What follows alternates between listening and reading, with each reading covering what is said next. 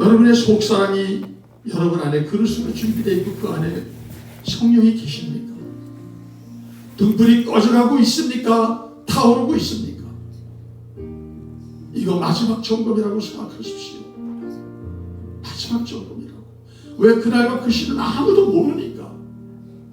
우리 주의 이름 한번 부릅시다. 내 가족을 구원하려면, 진짜 구원하려면 내가 기름이 준비되어 있는 사람이어야죠. 기름도 준비 안 하고 기도 몇 번 하면 되는 겁니까? 내가 자녀를 신앙으로 교육 안 하고 남편을 기름으로 관계하고 맺지 않는데 어떻게 구원받습니까? 우리 기도하십시다. 나에게 달렸습니다. 내가 등불을 밝혀야 인도합니다. 예수님을 인도합니다. 그래서 만나게 할 수 있습니다. 통성으로 주의 이름 부르고 기도합니다. 주여! 하나님 아버지, 오늘도 주의 말씀을 대합니다. 주의 말씀을 받았습니다. 신랑 되신 예수께서 우리 가운데 임재하실 때 우리가 등불이 꺼져가는 자가 되지 아니하게 하여 주옵시고 등불이 활활 타오르는 자가 되게 하여 주셔서 이제는 그 등불을 가지고 나는 물론이요, 내 남편, 내 아내, 내 자식, 내 주위, 내 친지, 내 이웃, 내 교우들, 내 생식구들, 하나님, 내 교회 형제자들, 이들을 다 인도할 수 있도록 도와주시옵소서. 성령이여 임하여 주옵소서. 불같이 바람같이 임하여 주옵소서. 문화적으로만 예수 믿지 말게 하여 주시옵소서. 본질적으로 믿게 하여 주시옵소서. 성령이 내 안에 나를 주도하게 하여 주옵소서. 성령이 나를 좌지우지하고 통치하고 내가 성령의 사람으로 성령의 임재 가운데 살아가게 하여 주시옵소서. 주님, 우리 가운데 한 사람도 마지막 날 탈락되지 않게 하여 주옵시고 우리 마지막 날 모두가 하나님의 나라 권속으로 모이게 하여 주옵소서. 가장 자비하시고 긍휼에 풍성하신 하나님, 우리를 독생자 예수 그리스도로 죄사함 받고 구원받아 우리 안에 약속의 성령으로 인쳐주심을 감사합니다.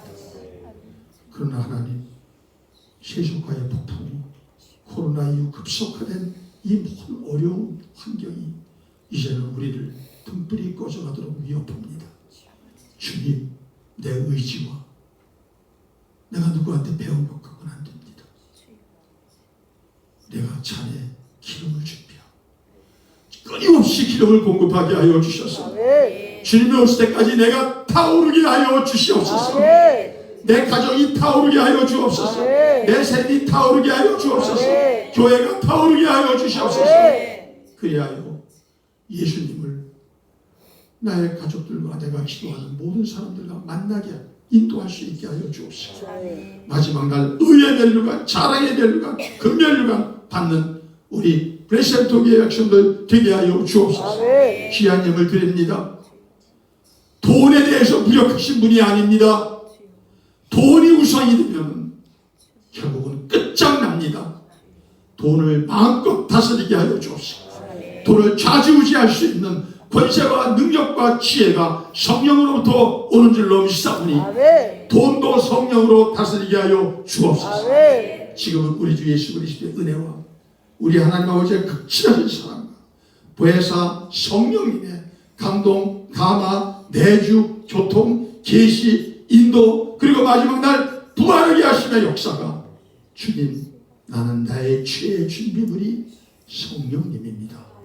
이렇게 고백하는 슬기롭고 지혜로운 미준사의 이 브레센토기의 백성들 위해 지금부터 영원토록 함께 하시기를 간절히 축원하옵나이다. 아멘. 말씀입니다. 마태복음 25장 1절부터 13절까지의 말씀입니다. 다 찾으셨으면 한 절씩 교독하시고 마지막 절은 합독하시겠습니다. 그때 천국은 마치 등을 들고 신랑을 맞으러 나간 열 처녀와 같아하리니 미련한 자들은 등을 가지되 기름을 가지지 아니하고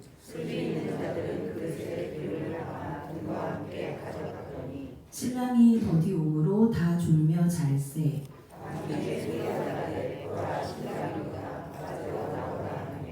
이에 그 처녀들이 다 일어나 등을 준비할세.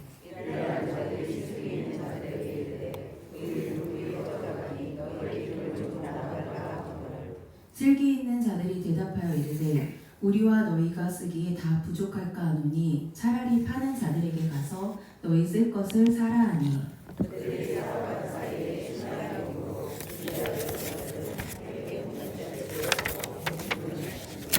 그 후에 남은 처녀들이 와서 이르되 주여 주여 우리에게 열어주소서.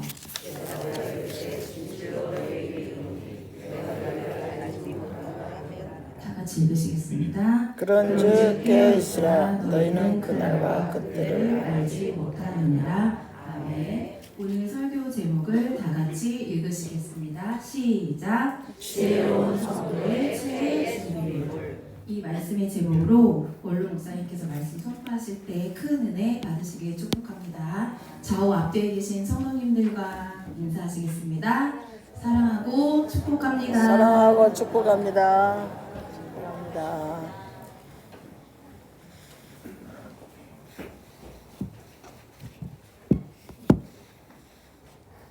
예, 한 주간 안녕하셨어요?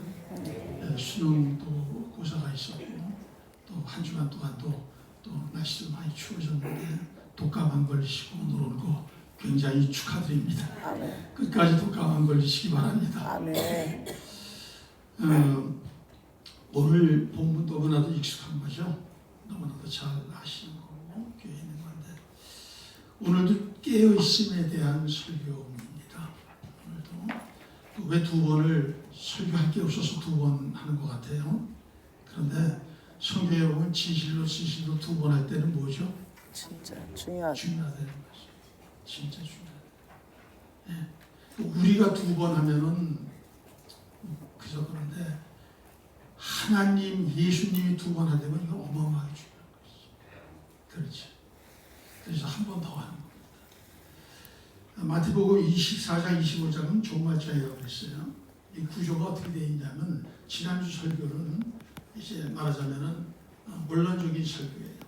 그리고 그 마지막 종말이 수직적 징조로 다 모여지는 임박한 주의 재림 종말 때 성도들은 깨어 있어야 되는데 깨어 있는다는 게 그럼 뭐냐? 지난번에 여기까지 제가 말씀드렸죠. 깨어 있는다는 거는 그 사람의 속으로 들어가 보면은 의식 속에서 주님을 바라보고 있는 거다. 멍하니 있는 게 아닙니다. 아무것도 안 하고 있는 게 아닙니다. 교회를 열심히 하는 게 아닙니다. 예. 그것이 깨어 있는 게 아니에요. 깨어 있는 거는 의식 속에서 내 속에서 뭔가를 바라보는데 뭘 바라보는 거예요? 주님을 바라보는 거예요. 믿음의 주요 온전케 하시고 그분이 알파 아니에요. 믿음의 주라는 건 바로 알파라는 거예요. 믿음의 또 완성자. 그것은 이제 오메가라는 것이에요. 그걸 바라보면서 장사도 하고 가정관계도 하고 부부관계도 하고 또 돈도 벌고 또 친구들도 만나고 교회 봉사도 하고 하는 것입니다. 그것이 없다면 그 사람은 세상 사람과 전혀 다르게 오는 사람입니다. 여러분의 신앙 구조가 그렇게 되기를 바랍니다. 네. 여러분의 신앙 구조가. 한국 교회의 지금 문제는 그냥 단순히 뭐 성도들이 좀 이제 불가수로 배불러도 그게 없이 아니에요. 근본적 신앙의 본질이 문제가 생긴 거예요. 이 속으로 주님을 바라보면서 신앙생활하는 사람이 거의 없어져 가는 거예요. 점점 없어져 가는 거예요. 거기서 모든 문제가 나오는데 아무리 여러 가지 방법을 해보십시오. 되나? 목회 트렌드에서 나오고 10가지를 다 해보십시오. 되나? 안 돼요. 여기서부터 되는 거예요. 그래서 이제 여기 비유가 5가지가 나오는데 지난주에는 도적 비유였고 그 다음에 이제 설교를 하나 건너뛰는데 이것은 두 종류의 종이 있어요. 지혜롭고 충성된 종. 또 오늘은 열천의 비유. 또 미처 다 다루지 못하지만 달란트 비유, 마지막에 양용서 비유. 이 5개의 비유가 다 뭐냐 하면 깨어있다는 게 뭐냐. 그걸 좀 더 구체적으로 그걸 더 아주 우리가 듣기 쉽게. 그래서 비유라는 건 뭐냐 하면은 이런 것보다는 어떤 것 옆에다가 둬가지고 어떤 거를 설명하는 게 제대로 하기가 전달이 어려워. 그런 정도 이 비유를 통해서 옆에 둔 걸 통해서 쉽게 전달이 되게 하는 거. 그게 비유입니다. 근데 이 비유는 양면성이 있어요. 어떤 사람은 그걸 통해서 잘 깨닫는 사람이 있는 거, 어떤 사람한테 꽉 막혀 있어요. 이게 뭐냐? 안 들어가는 거예요. 하나님이 열어주시면 그 비유가 내게 보약이 되는 겁니다. 아멘. 네, 오늘 그런 시간이 되기를 바랍니다. 며칠 전에 안식인들과 잠깐 모임이 있었는데 누가 그래요. 요즘 세상이 참 이상하다고. 참 세상을 이해할 수가 없다고.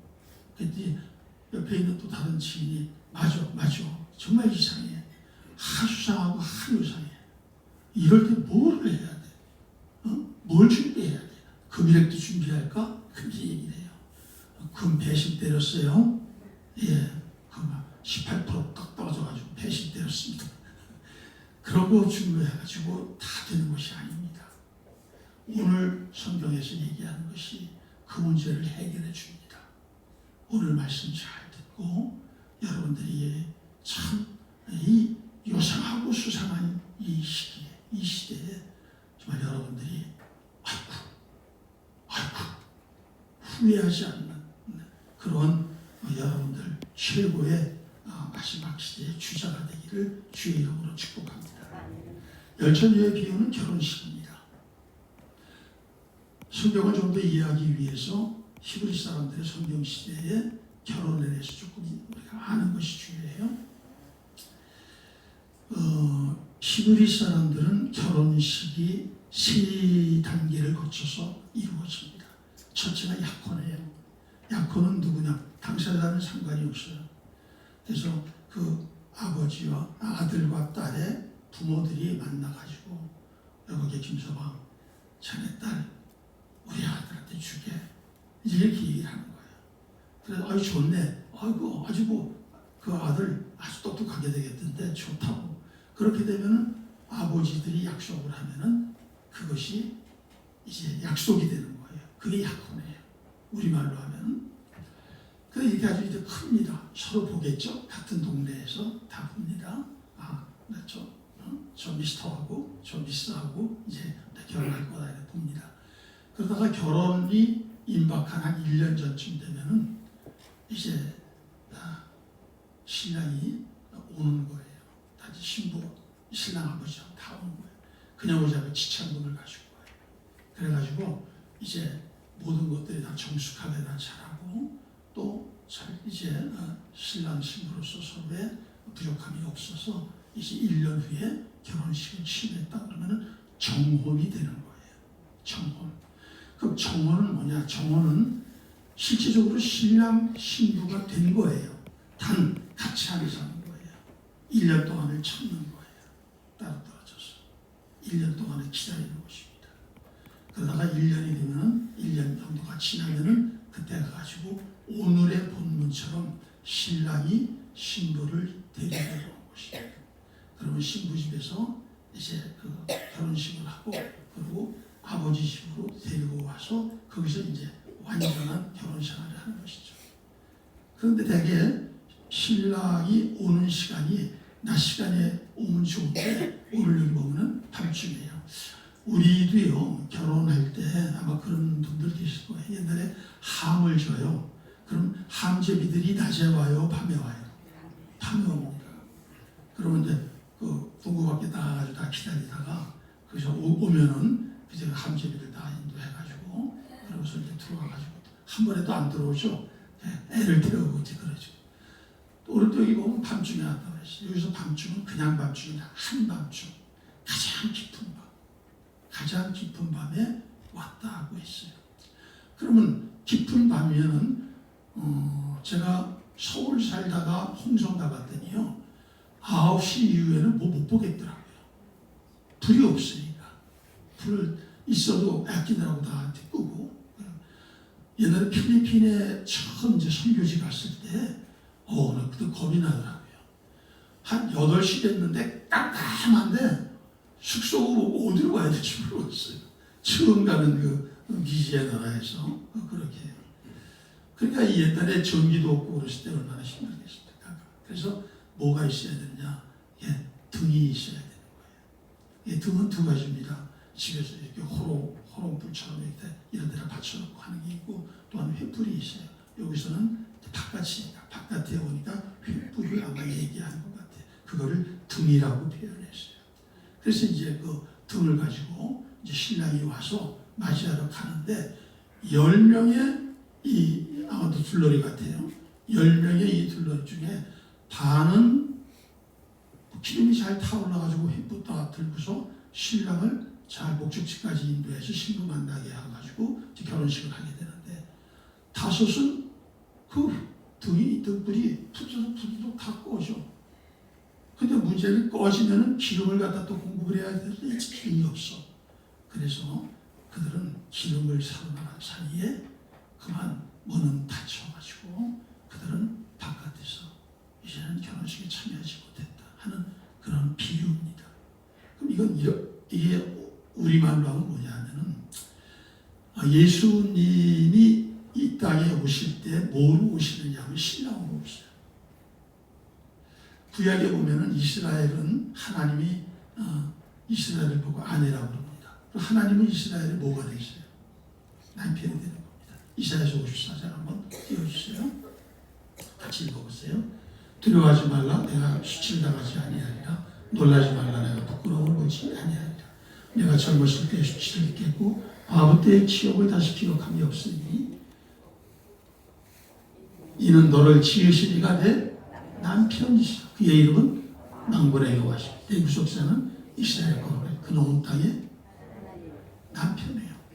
그러면 당시 시대만 해더라도 요새는 남편이 모르겠어요. 제가 가정마다 가정사가 다르지겠지만 남편이 있는 게 꼭 복이 안 되는 가정도 있어요. 예, 이상하죠. 그리고 남편을 남편이 먼저 갈 경우에 막 슬피 울고 막 그런 것 같지만 한 달도 안 가고요, 열흘도 안 가고요, 나 자유 얻었네, 너 자유 얻었네, 그런 가정도 엄청 많아요. 여러분 가정을 진단해 보세요. 어떤 상황이 올 것인가. 예. 근데 옛날에는 뭐냐, 지금은 왜 그러냐면 여자들이 어디 나가서도 돈 벌 수 있어요. 아무리 못 벌어도 200~300 벌어요. 남자들은 300 벌기 쉽지 않습니다. 나이 먹으면서 어디 가가지고. 예. 근데 당신은 어디 가서 10만 원도 못 벌어요.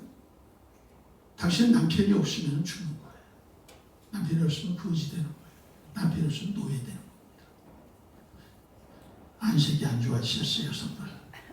안색이. 예. 하나님이 남편이시면 이게 무슨 얘기냐면요, 여자로서 최고의 아내가 되었다는 얘기예요. 믿습니까? 하나님은 강한 자예요. 전능하신 분이에요. 영원하신 분이에요. 나를 사랑하셨을 때 아들까지 시행하시는 분이에요. 이런 사람이 남편이면 인생 다 된 거 아닙니까? 다 찬 거 아닙니까? 그게 남편이거든요. 그런데 신약시대로 보면 뭐냐, 예수님이 신랑이에요, 신랑. 그런데 좀 더 정확히 얘기하면 아직 결혼식은 올리지 않은 신랑이에요. 그래서 요한계시록 19장 보면은 그 예수님과의 결혼식, 신랑과 신부의 혼인잔치가 공중에서 해요. 근데 그걸 위해서 예수님이 오신다라고 기록이 되어 있죠. 오늘 그거에 대한 비유입니다. 그 예수님 여러분 맞이하셔야 돼요, 안 맞이하셔야 돼요? 맞이해야 돼요. 예, 목소리가 너무 작아요. 여기 안 맞이해도 될 분들이 계신가 봐요. 맞이하셔야 돼요, 안 맞이하셔야 돼요? 맞이해야 됩니다. 근데 오늘 여기 보니까 5은 맞이하고 5은 맞이해야 맞이하지 않아요. 맞이하지 않아요. 이거는 바깥의 불신 세상을 얘기하는 게 아닙니다.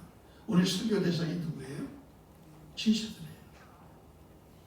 우리 교회 지금 예배 듣는 가운데도 그런 분들이 계실 수가 있는 거예요. 남극하고 상관없다? 설교를 들어보세요. 그게 정말 상관없는 건지. 여러분, 돌팔이 의사한테 진단받으면 병 나요, 안 나요? 안 나고 사람들 죽습니다.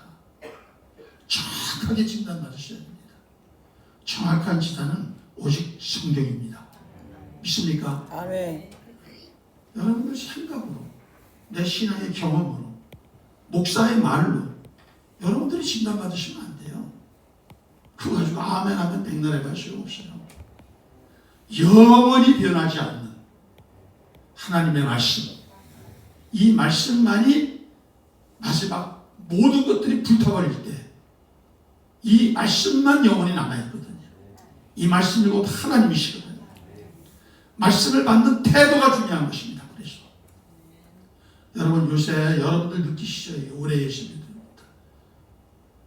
말씀을 받는 태도가 영 달라졌어. 우리 교회 교인들. 특히 젊은 분들 너무 달라졌어. 그런 얘기들을 많이 하세요. 여러분 사람도 우리가 그 사람을 모르는 사람을 판단할 때 뭐로 판단합니까? 만나서 대화하는 자세, 태도, 말투, 말씨, 표정 그거 가지고 판단하는 거죠. 하나님 말씀을 듣는 태도가 이래서 중요한 거예요. 믿습니까? 우리 교회 한국교회 초대교회에서는요 말씀을 받을 때는 다 일어났어요. 지금은 안 일어나요. 그 일어나는 것을 말씀을 경외하고 말씀을 존중하는 태도. 요새는 예수님 친구래요. 친구 맞아요. 그러나 예수님의 전부가 내 친구입니까? 예수님의 일부의 친구 성격이 있는 거죠. 그게는 신랑 성격이 있는 거고 주인 성격이 있는 거고. 믿습니까? 예수 잘 믿으셔야 돼요. 요새 예수 믿는 것이 너무 안타깝고 너무 걱정되는 게 너무 많아요. 그래서 왜 지금 이 재림의 재림과 종말의 시기냐면은 모든 징조가 수직적으로 쫙 정렬되는 거예요. 이렇게 징조들이 흩어져 있었는데 이것이 쫙 정렬되는 거예요.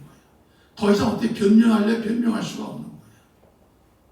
그래서 세월이 이상하고 수상하고 요상한 거예요. 근데 이렇게 두렵다고 하는 것은 뭐냐? 두렵다고 하는 것은 준비가 뭐가 안 돼서 두려운 거예요. 미래가 아무리 수상해도 준비된 자는 두렵지 않아요. 아마도 그럴 겁니다. 요새 지하 벙커를 갖다가 150m를 파고서 벙커 만들었으면 안전하다고 생각할 수 있어요. 요새 그러잖아요.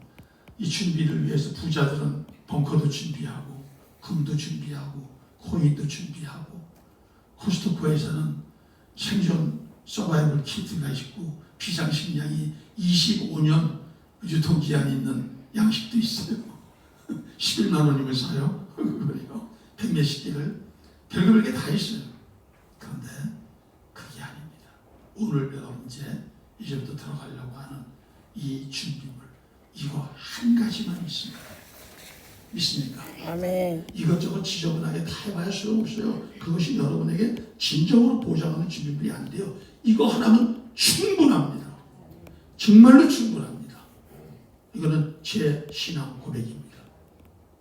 충분합니다. 거지요, 상거지요, 죽고 끝날 수밖에 없고 그런 가족 속에서 지금까지 이 나이까지 지금 살면서의 제 간증입니다. 제 고백이고. 자, 이제 본론으로 들어가겠습니다. 천국은 마치 이 천국이라고 하는 것이 하나님 나라입니다. 마태복음에서는 천국이라는 단어를 주로 썼고 마가복음 이후에서는 하나님 나라라는 걸 주로 썼어요. 왜 그러냐? 마태복음은 유대인을 대상으로 책이거든요. 그래서 하나님이라는 단어 자체를 쓰는 것도 그걸 갖다 좀 주저주저하면서 하나님을 예를 들어 주 아도나이로 표시하거나 그래서 천국이라고 표현을 한 겁니다. 하늘나라, 하나님 나라보다 하늘나라 표현한 거예요. 더 경외심 때문에 그런 거죠. 그것이. 그럼 이제 천국은 마치 열처녀와 같다. 등을 들고 신랑을 맞아 나갈. 이게 무슨 뜻이냐면 좀 많이 이상하지 않아요. 천국은 마치. 우리가 천국 그럴 때 하면 나라를 얘기합니다. 국토, 주권, 백성 이게 있는. 그런데 성경에서 나라 그러면 제일 중요한 게 뭐냐면 누가 다스리느냐 하는 것입니다. 통치권자. 왕을 얘기하는 것이에요. 그러니까 옛날에는 왕이면은 나라가 이렇게도 저렇게도 좌우되는 것입니다. 왕이면 혼자서 다 하는 겁니다. 예, 지금은 그렇게 못하죠. 백성들도 있고 독재자들도 그렇게 하지만 독재자들도 지금 눈치를 살피죠. 백성들이 너무 지나치게 이게 건드리면 문제가 생길까봐 다 보면서 하지 않습니까? 그래서 오늘 이것이 무슨 말이냐면은 천국은 마치라고 하는 것은 뭐냐? 예, 하나님 나라는 마치, 그러니까 예수님은 마치 그런 뜻입니다. 예수님이 우리를 마지막에 데리러 오시는 그거에 대한 비유다 하는 얘기죠. 문제는 어디서 나왔느냐 하면은 등을 다 갖고 있었습니다. 우리는 잘못 생각할 수 있어요. 등을 미련한 사람은 안 갖고 있었다. 자세히 보면 등을 다 갖고 있어요. 또 어떤 사람은 그래요. 등불을 키지 못했습니다. 등불도 다 켰어요. 그런데 문제는 5사람의 등불은 꺼져가고, 그게 8절 보세요. 미련한 자들이 실기 있는 자들에게 이르되 우리 등불이 꺼져 있다라는 거예요? 꺼져 가다라는 거예요? 떠져가요. 꺼져 가고 있다는 거예요. 이게 선적인 동사예요. 동사가 점점 꺼져 가고 있다. 그래서 어느 시점에서 딱 꺼져 간다 이거예요. 어느 시점. 지금 그런 상태를 얘기하는 것입니다. 그런 상태를. 그런데 5명은 그런 상태인데 대안이 있었어. 준비물이 있었어. 그게 뭐냐? 딴 그릇에 기름을 준비해가지고 그 기름을 또 적시고 하니까 충분히 그 신랑이 올 때까지 됐다는 것입니다. 그 결국 여기 누구 때문에 문제가 생겨? 우리 이렇게 생각할 수 있어요. 신랑이 더디 온 게 문제지. 다 이게 가서 미련한 처녀도 다 시간을 다 재가지고서 다 했는데 우리 그렇게 생각할 수 있어요. 그런데 예수님이 성경에 보면은 나 몇 년 몇 월 며칠까지 온다. 그때까지 네 믿음 잘 지켜라. 그런 거 있어요? 없어요? 없어요. 때와 시는 아무도 몰라요. 안 가르쳐줬어요. 좀 더 정확히 얘기할게요. 예수님께 늦게 왔다고 원망할 수가 있냐? 오고 안 오고는 그분의 주권이에요. 늦게 오고 일찍 오는 거는 우리 사정이지. 그렇죠? 그분은 정확한 시간에 오시는 겁니다. 믿습니까? 아멘. 신앙을 바꾸셔야 됩니다. 안타까운 것은 신앙이 아닌 걸 신앙이라고 착각할 수 있어요. 우리는 하나님의 관점으로 들어가서 봐야 돼요. 근데 내 관점에서 보면서 모든 것이 괜찮다고 그러니까 이거 괜찮은 거구나 이렇게 생각하는 거예요. 천만의 말씀이에요. 신앙은 내 관점에서 보는 게 아닙니다. 신앙은 모든 걸 하나님의 관점에서 보려고 이걸 훈련하는 겁니다. 이게 하루아침에 안 됩니다. 오랜 시간이 필요합니다. 그리고 이렇게 된 사람이 비로소 타자의 관점에서 다른 사람을 이해할 수 있는 거예요. 지금은 너와 나예요. 마틴 부부가 그러잖아요. 나와 너. 타자와 나. 그렇게 보고 있는 거예요. 사람들이 지금 다 그렇게 하고 있는 거예요. 그런데 아닙니다. 신앙이라는 건 언제든지 누구 관점? 그래서 성경을 보는 겁니다. 그래서 성경을 듣는 겁니다. 왜 설교를 이렇게 많이 하냐? 왜 새벽에도 하고, 왜 저녁에도 하고, 왜 수요일도 하고, 왜 그러느냐 하면 말씀은 양식입니다. 그렇죠? 그럼 양식은 한 끼만 먹고서 버티는 겁니까? 끼니마다 먹어야 됩니까? 그래 힘이 있거든. 그래서 하는 것입니다. 그래서 하는 것이에요. 그래서 오늘 이 신랑이 늦게 오므로써 문제가 생겼는데, 그럼 이제 문제는 신랑 편에 있는 것이 아니라 신부 둘러리 이 열처녀에 있는 것이죠. 그럼 무슨 차이예요? 차이는 딱 한 가지밖에 없습니다. 기름을 준비하지 않았다 이거. 준비물은 하나입니다. 기름 준비 잘하셨습니까?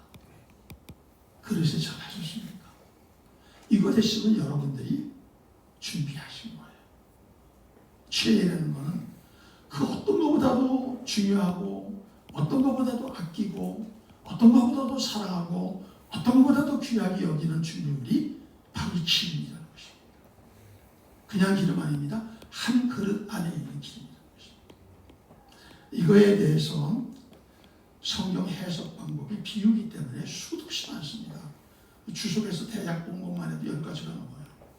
저는 그거 갖다 주석으로 얘기 안 하겠습니다. 그냥 그것들은 참고사항이고, 이제 제가 신앙생활을 쭉 거듭나서 지금 해오는 44년, 이 관점에서 많은 성도들을 보고 느끼고 그것을 받침해서 제가 오늘 이 설교를 한 겁니다. 그럼 기름은 뭐냐? 기름은 한마디로 성령입니다. 왜 성령이냐? 왜 기름이 왜 성령이냐?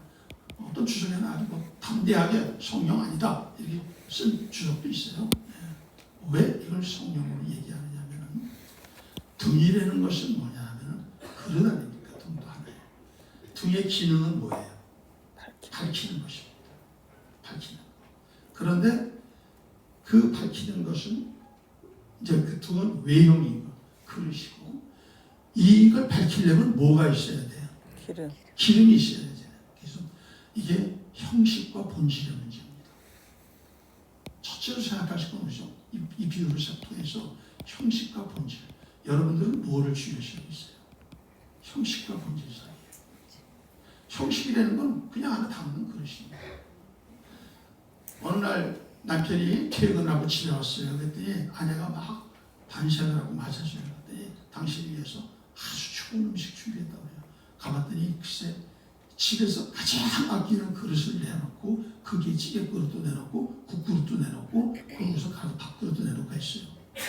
그래가지고 막 집에서 입에 나오면서 그걸 먹으려고 딱 앉았는데 딱 봤더니 썩은 밥, 썩은 반찬, 그것이 들어가 있어요. 그럼 여러분 그걸 너무 좋고 맛있다고 하시겠어요? 본질은 그릇입니까? 본질은 거기에 있는 음식입니까? 음식. 그렇죠. 그러니까 등보다 중요한 건 기름입니다. 기름. 물론 등도 필요한 것이지만 기름이 본질이다. 그래서 우리는 지금 시대는 특히 그런 것 같아요. 어느 한편에 있는 사람들은 점점 본질의 중요성을 깨닫고 본질로 갑니다. 그래서 AI 혁명이나 이런 것들이 다 그런 겁니다. 양자의 각인이 그렇게 하면 다 그런 거예요.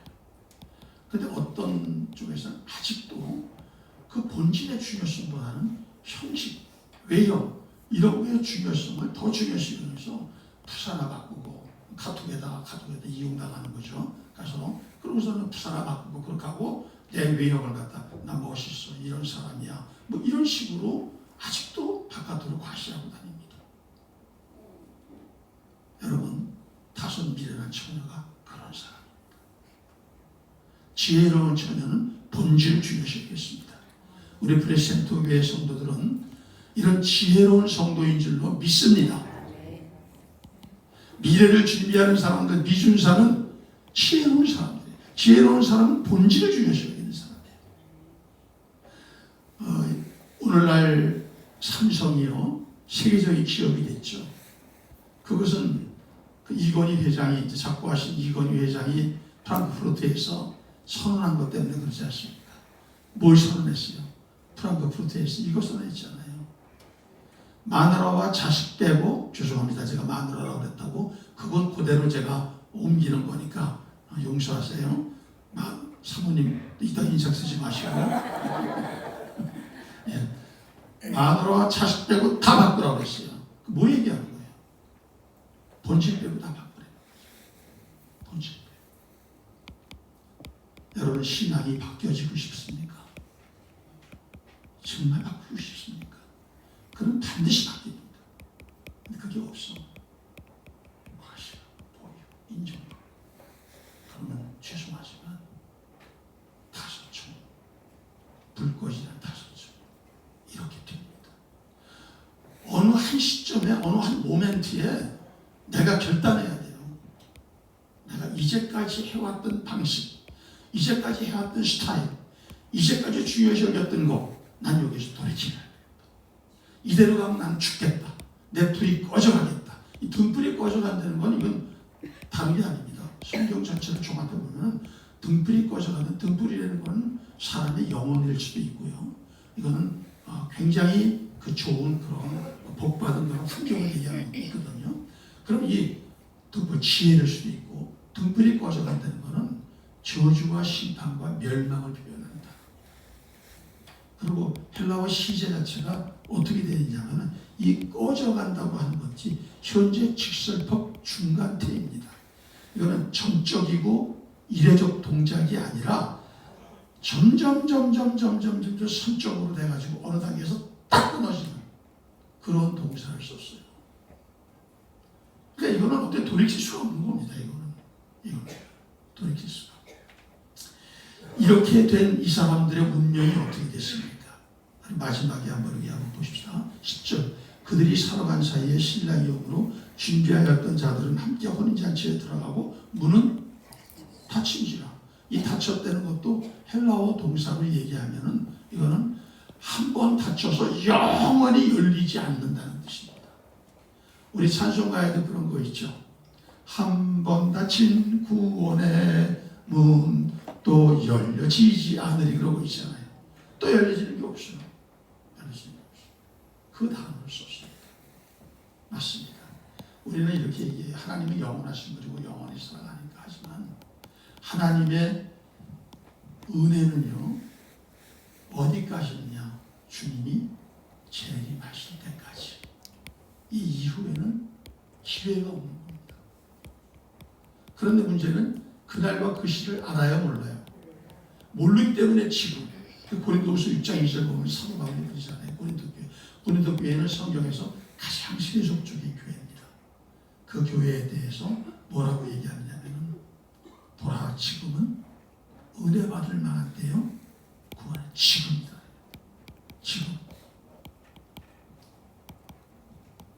지금 방금 이런 말들이 다 그런 것이죠.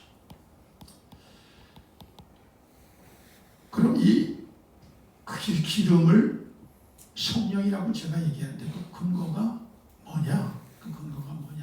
우선 원어입니다.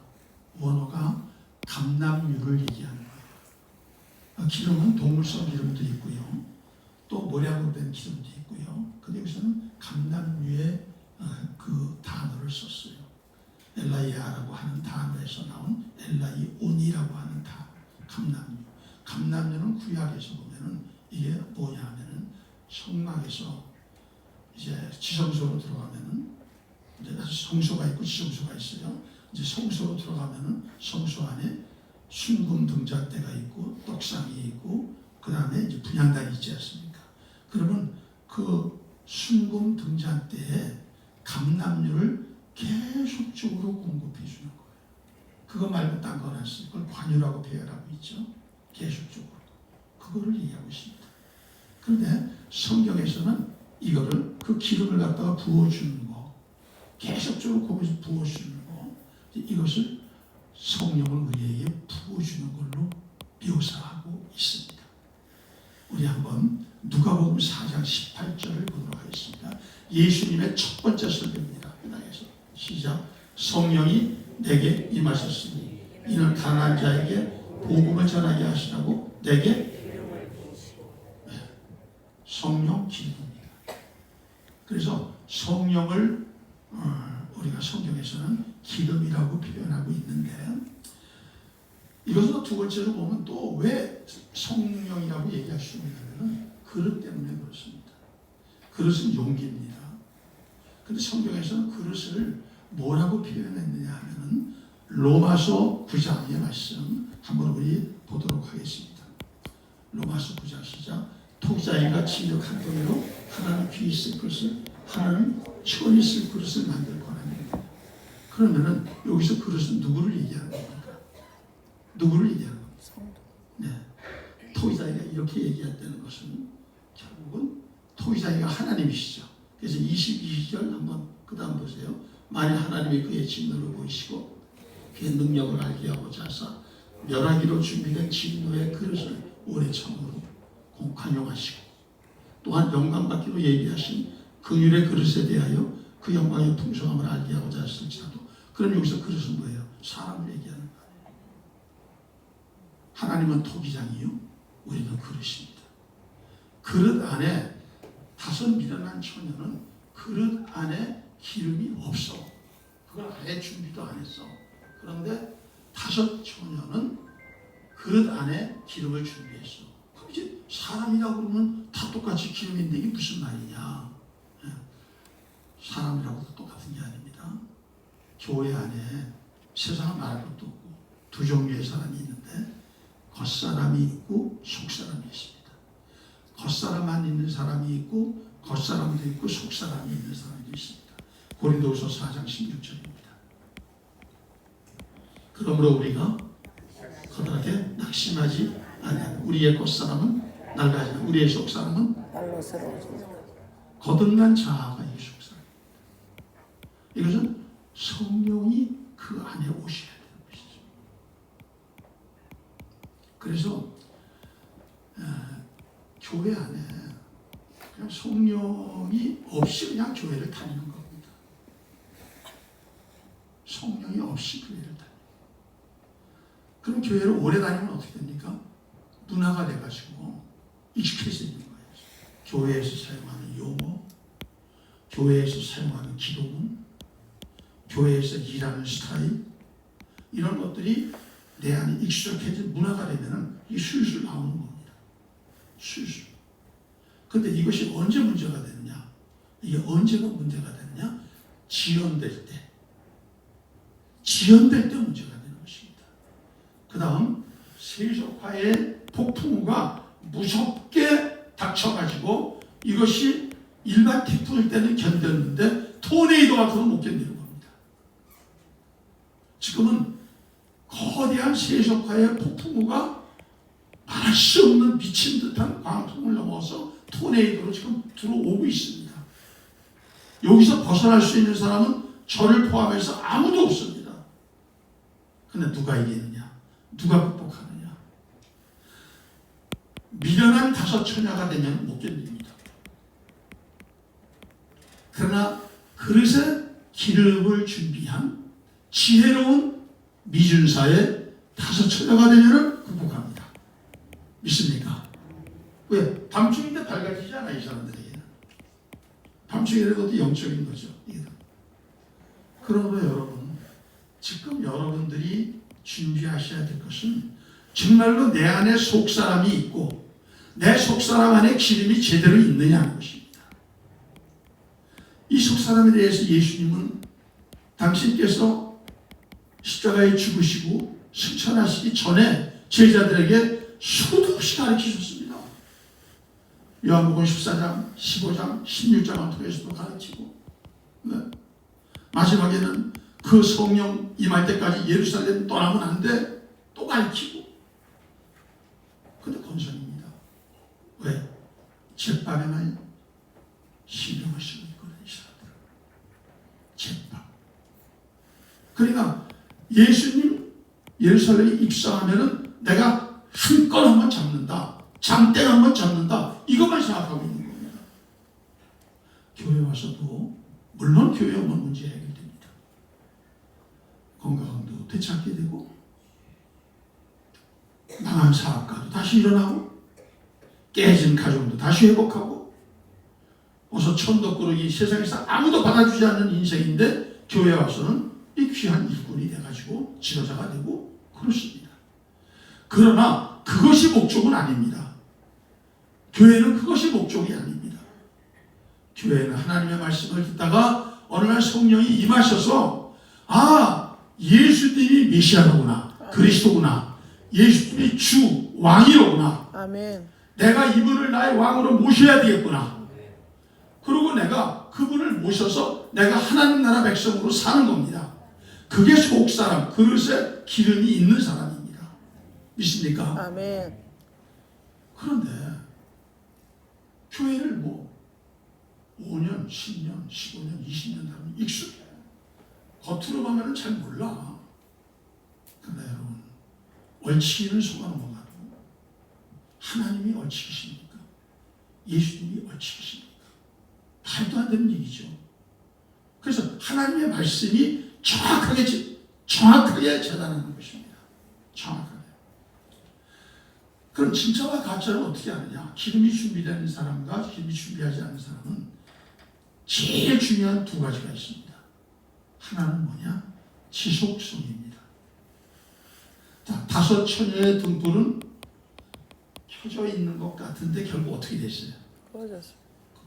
꺼져가서 꺼져버렸어요. 지속성이 끊겼어요. 계속성이 끊겼어요. 저는요, 이번에 코로나 이후에 얼마나 많은 사람들이 신앙생활을 포기하고 교회를 떠나고, 제 주위에도 그런 사람이 있어요. 그리고 입으로 담을 수 없는 마지막을 맞이하는 사람들이 있어요. 이걸 뭐라고 어떻게 내가 이해할 수도 없는 그런 일이 벌어져요. 하나님께 질문합니다. 하나님 어떻게 이런 일이 벌어집니까? 일단 이해할 수 없습니다. 그래 벌어져요. 그 사람이 바보라 그런 거 아니에요. 멍청이라 그런 게 아닙니다. 우리랑 똑같이 뜬 사람인데도 마지막에 5 처녀처럼 이렇게 변질되어 버린 사람들이 있어요. 어떡합니까 이거? 그건 뭐냐? 첫째, 지속성이 얘기해 주는 거다. 오늘 성경이 얘기하는 거예요.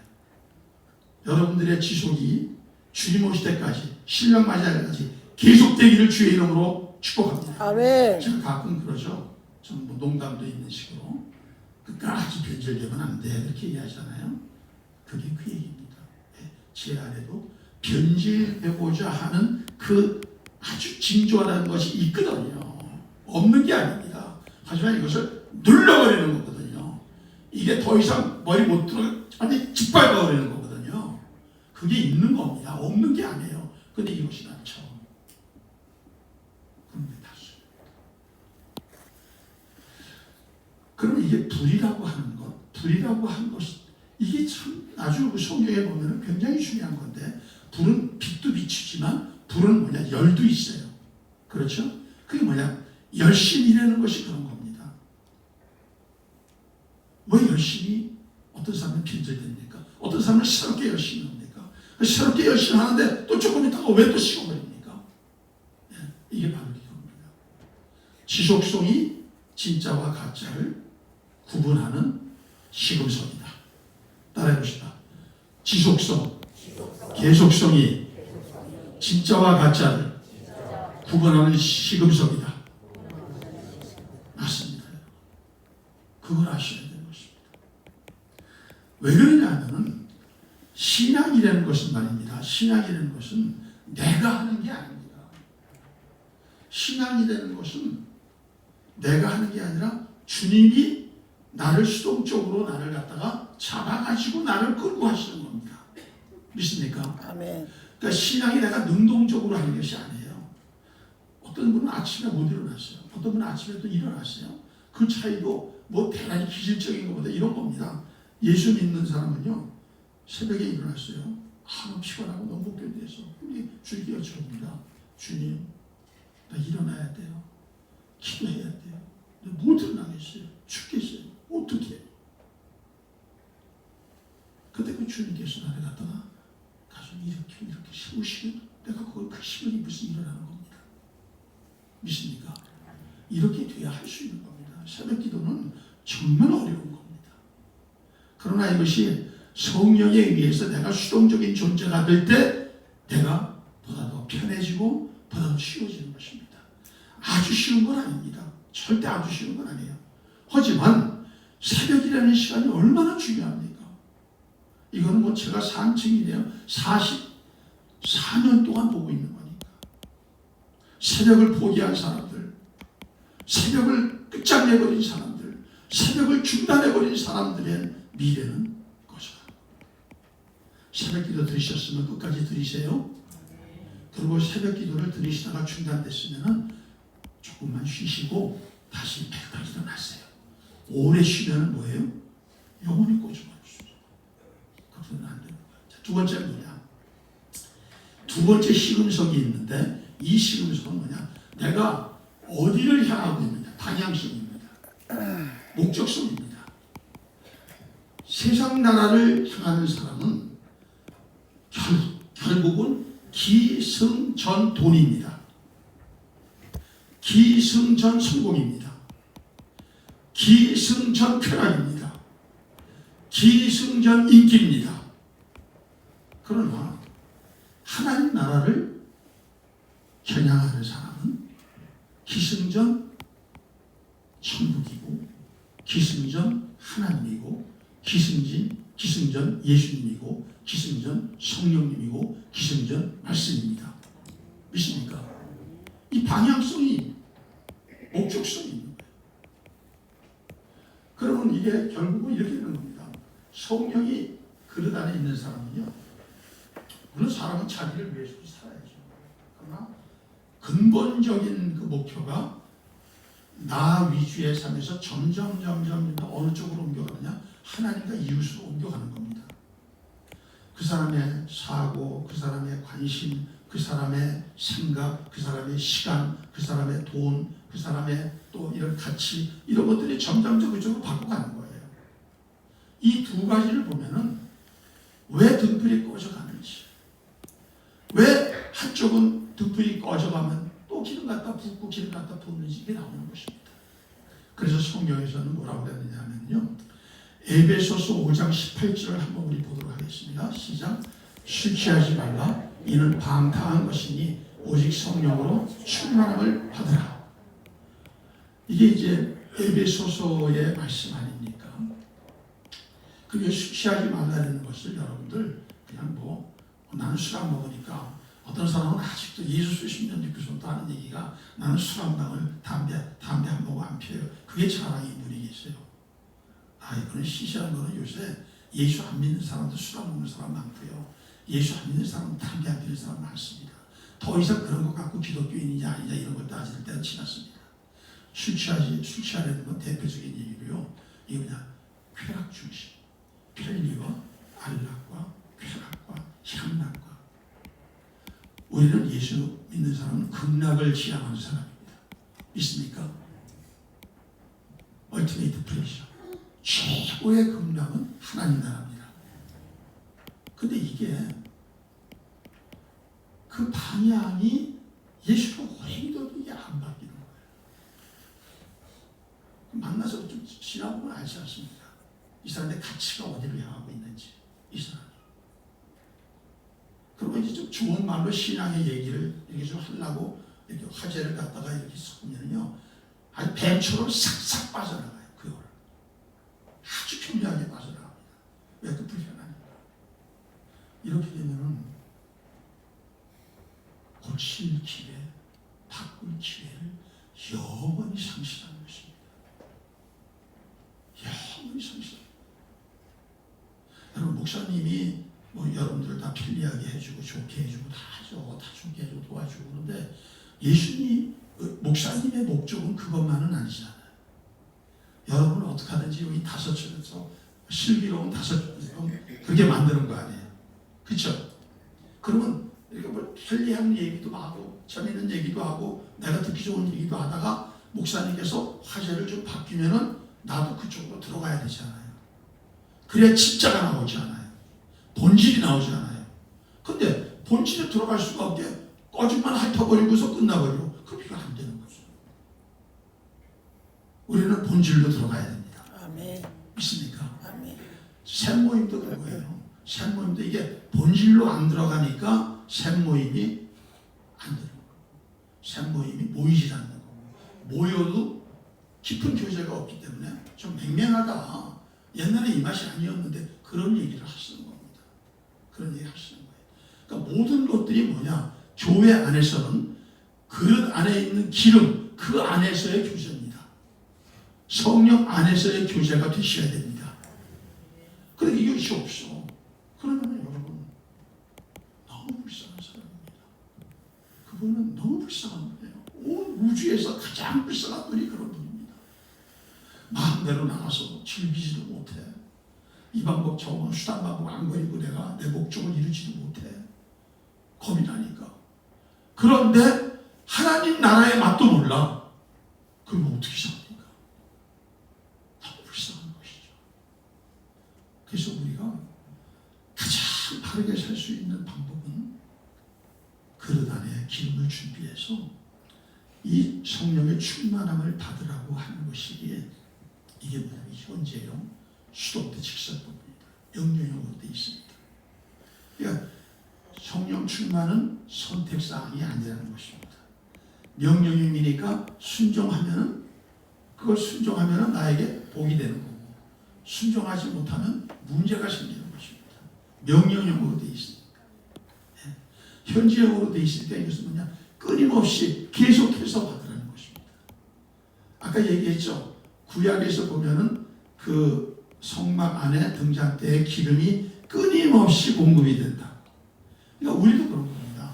우리도 한 번 성령 받았다고 되는 게 아닙니다. 성령 충만이 떨어지면은 또 성령 충만을 받아야 되죠. 그래야 성령이 나를 주관하는 것입니다. 성령이 나를 다스리는 것입니다. 그러면 이렇게 돼야 내가 성령의 감동, 감화도 있고, 성령의 교통도 있고, 교제도 이루어지고, 성령의 계시도 있고, 성령의 인도하심도 있고, 성령의 은사도 있고, 성령의 역사도 있고, 아멘. 마지막 날 성령의 부활하심의 역사가 있는 겁니다. 아멘. 그 보증입니다. 근데 이제 이게 왜 이렇게 이제 우리가 오해를 하느냐면은 성경의 구약도 성경이고 신약도 성경 아닙니까? 그럼 우리가 이렇게 얘기하는 것입니다. 구약에도 이렇게 되어 있는데, 근데 구약의 성령의 역사와 신약의 성령의 역사는 현격한 차이가 있습니다. 구약의 성령의 역사는 성령이 임재를 하셔요. 그러면 한 사람에게 은사도 일어나고 계시도 일어나고 예언도 하고 막 역사도 일어나고 그렇습니다. 그런데 문제는 그것이 일시적이라는 거예요. 일시적. 그런데 신약의 역사는 뭐냐? 일시적이 아닙니다. 지속적이고 내주적이고 영원한 것입니다. 믿습니까? 제가 그 예를 사울 왕에서 제가 좀 보여드릴게요. 이게 너무도 중요한 거기 때문에 먼저 사무엘상서 우리 한번 10장을 보도록 하겠습니다. 시작. 너희에는 여호와의 영이 크게 임하리니 너 그들과 함께 이응하라고 피어나요. 이게 뭐냐면 사무엘이 얘기하는 것입니다.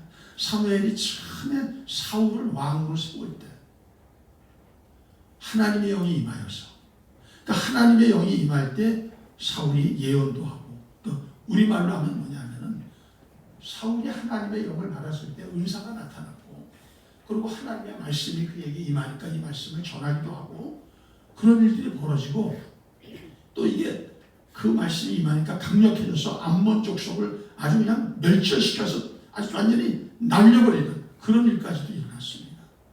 이게 다 본인이 잘나서가 아니라 하나님의 영이 그에게 임하셔서 일어났다고 합니다. 여호와에게 크게 임하는 오신다는 겁니다. 올 임자, 오실 임자입니다. 자, 그랬는데 이것이 이렇게 해가지고 왕이 되고 인기도 좋았어요. 인기가 굉장히 좋았습니다. 사울 왕. 모든 백성이 좋아했어요. 근데 문제는 뭐냐? 어디서 생기느냐? 그 다음에 우리 또 사무엘상서, 자, 여호와의 영이 사울에게서 떠나고 여호와께서 부리시는 악령이 그를, 이거 보세요. 성령이 떠나요. 성령이 철회해요. 구약에서는 성령이 영원히 있지 않습니다. 이게 이제 왜 그러냐? 이게 이제 나중에 이제 이유가 나오지만 죄 때문에 그렇게 됐다고 그랬어요. 그럼 죄가 주로 어떤 것이냐? 한마디로 얘기하면 성령은 더러운 영이에요, 거룩한 영이에요? 거룩한 깨끗한 영이에요. 그러면 더러운 거와 성령이 같이 있을 수 있을까요, 없을까요? 이게 두 개가 경전되면 성령이 떠나십니다. 여기에 가장 중심이 거룩이에요. 거룩. 그러니까 우리가 성령님을 임하셨는데 그때 조심히 살라고 부흥사님들 많이 얘기하시죠. 진짜 부흥사들. 진짜 부흥사들은 뭐 전부 그냥 뭐 표적이 일어나고 그만 얘기하지만, 아직 가짜 부흥사들은, 진짜 부흥사들은 그 얘기하잖아요. 그러셨으면 더 조심하셔야 됩니다. 그게 그 얘기입니다. 그래서 그분이 충만히 임해야 된다. 그래가지고 마지막에는 그냥 막 질투하고 다윗 죽이려고 그러고 아들 죽이려고 그러고 이건 뭐 미쳐도 보통 미친 게 아닙니다. 악심에 들어오니까. 그래서 그 역대상에 보면은 역대 이 사람이 왜 이렇게 됐나에 대해서 얘기를 하고 있습니다. 시작. 사울의 죽은 것은 여호와께 범죄하였기 때문이라. 그가 여호와의 말씀을 지키지 아니하고 또 신접한 자의 가르치기를 청하고 여호와께 묻지 아니하시므로 여호와께서 그를 죽이시고 그 나라를 이스라엘의 다윗에게 넘기라. 참 죄송하지만요, 이런 일이 현실에서도 벌어지는 걸 저는 몇 번 경험했어요. 근데 그 사람의 문제는 다른 게 아닙니다. 일시적으로 성령의 인지랑은 느끼고 이게 다 됐다고 생각합니다. 절대 안 됩니다. 그러면 이제 어떻게 해야 되느냐? 신약시대에 오면 예수님이 그러셨어요. 요한복음 14장 16절 한번 보겠습니다.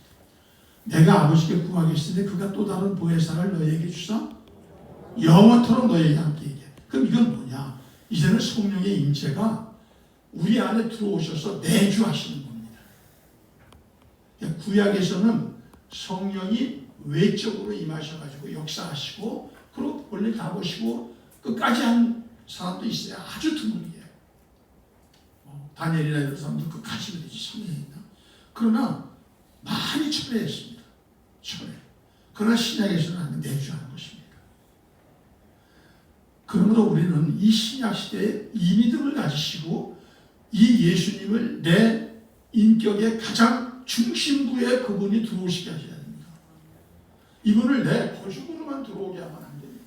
그리고 불필요하다면 쳐버리고 간섭하지 말라고 내 스스로 차치고 요나처럼 하고 그러면 안 됩니다. 굉장히 위험한 겁니다. 정말 위험한 겁니다. 왜? 영혼을 좌우합니다. 이거 참 중요한 게 어디 있습니까? 한 번의 기회로 끝나버리지 않습니까? 여기 보니까. 그래서 중요하다는 것입니다. 여러분, 마지막 시대는요, 뭐 교회가 부흥하고 이런 게 중요한 게 아닙니다. 뭐 여러분이 막 복 받아가지고 그런지 중요한 게 아닙니다. 여러분들이 안전하게 신랑 되신 주님과 공중 혼인 잔치에 참여하시는 게 중요한 것입니다. 믿습니까? 그게 안 되면은 여러분은 영원한 우주에 떠들이요 미하여 불행한 자가 되는 것이죠. 마지막에 좋은 교회는 그거 되는 교회입니다. 그래서 척 스미스 목사님 같은 경우는요, 이 본문을 처녀를 이 둘놀이 아닙니까? 그러니까 이거 우리가 신부지 왜 둘놀이야? 이걸 교회로 비유해요. 여기서 열처녀는 교회를 얘기하는 거다. 그럼 교회의 역할은 뭐예요?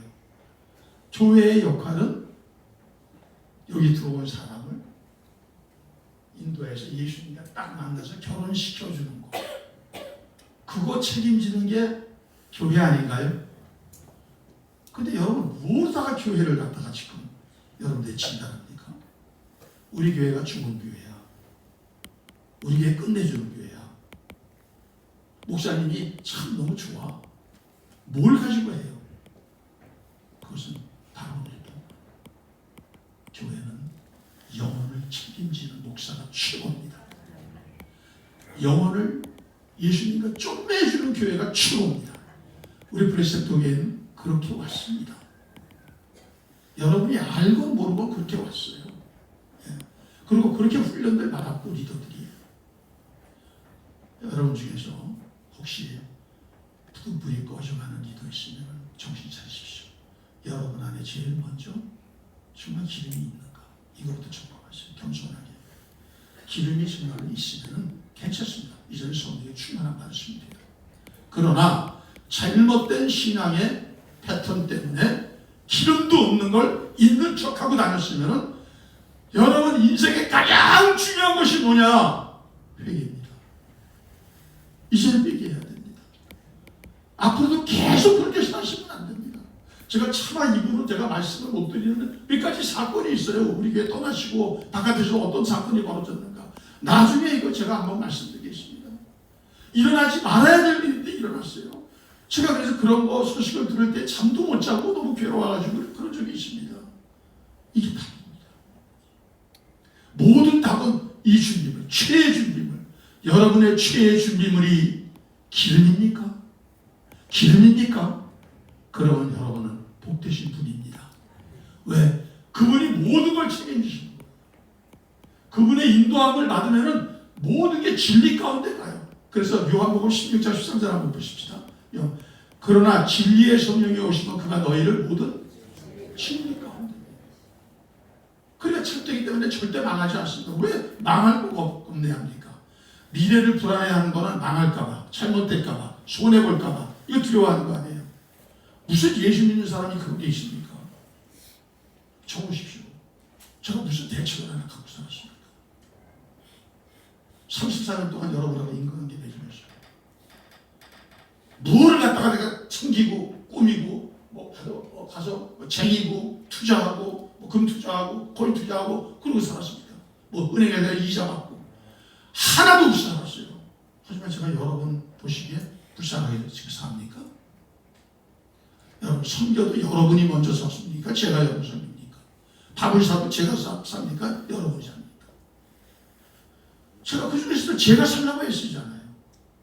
그건 제가 잘나서 하는 얘기가 아니라 그분이 저를 인도하시기 때문에 그런 거예요. 여태까지 인도하셨기 때문에 앞으로도 인도하실 것입니다. 아멘. 거듭난 지 44년째 인도하는 것이고 목회자 34년째 인도하는 것이고 앞으로도 인도하실 것이고 영원히 인도하실 것이고 아멘. 그래서 아버지 만날 겁니다.